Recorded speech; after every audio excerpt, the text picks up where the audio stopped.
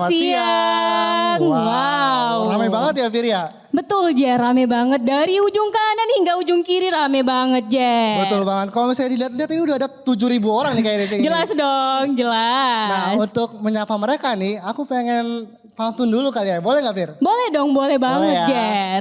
Ke rumah mertua, bawa semangka. Cakep. Jangan lupa dibungkus gabus. Cakep. Selamat datang di acara Kick Andy Goes to Kampus.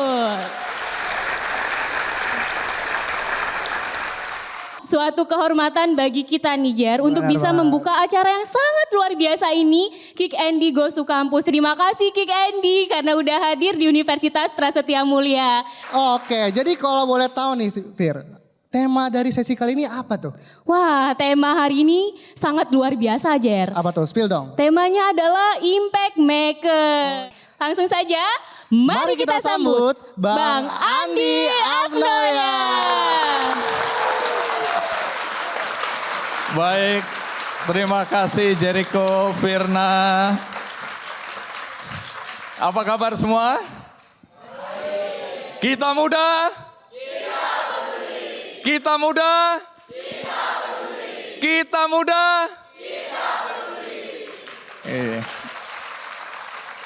Terima kasih untuk Prasetya Mulia dan teman-teman mahasiswa yang sudah hadir di acara Kick Andy Goes to Campus.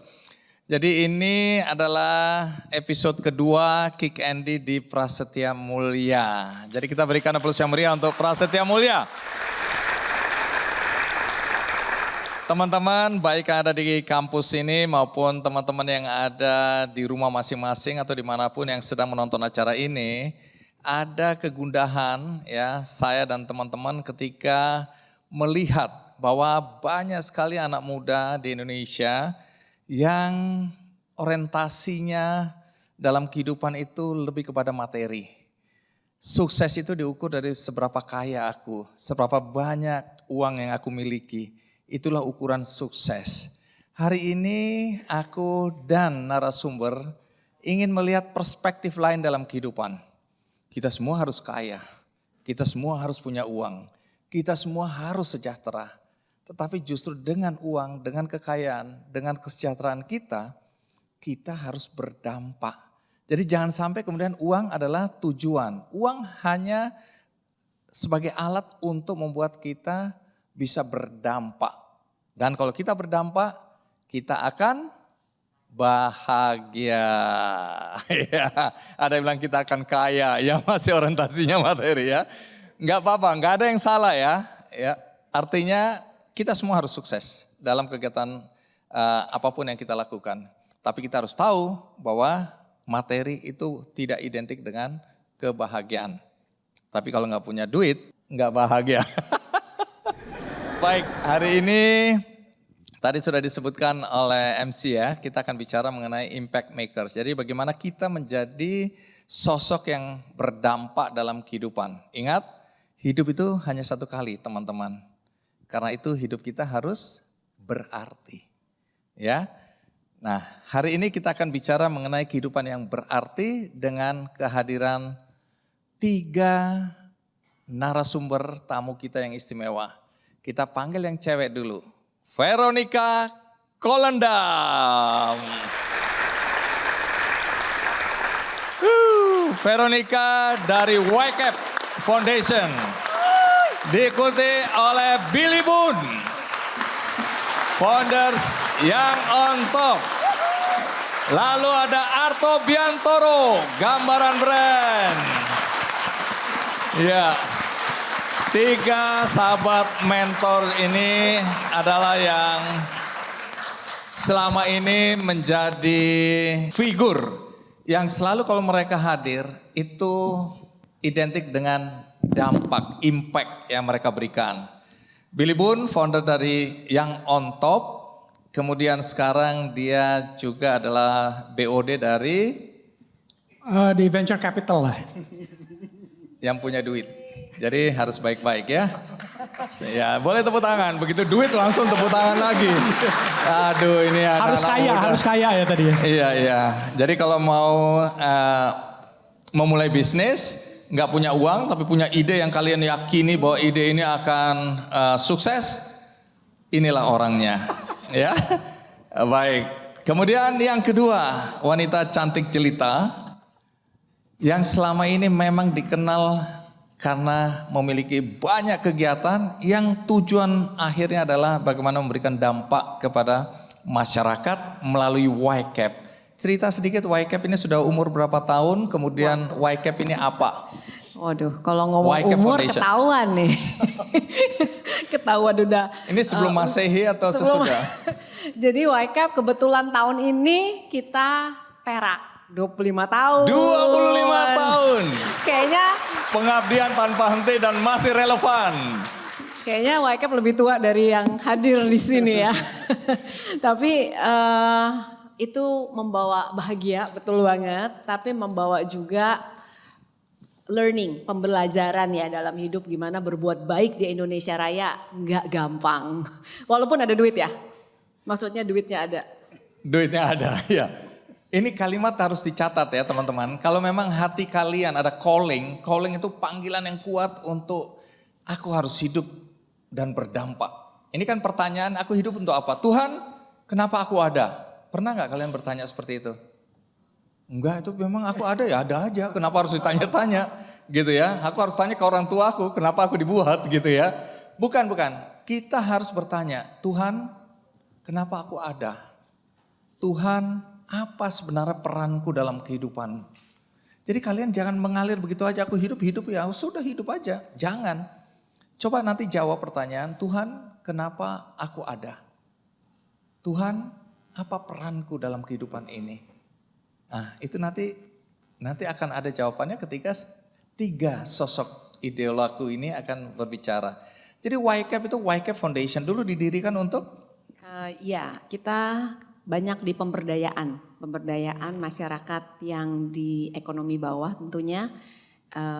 Bilangnya sih intervensi keluarga ya, karena kita memberdayakan ibu secara ekonomi, lalu anaknya si ibu kita sekolahkan pemberdayaan lewat pendidikan.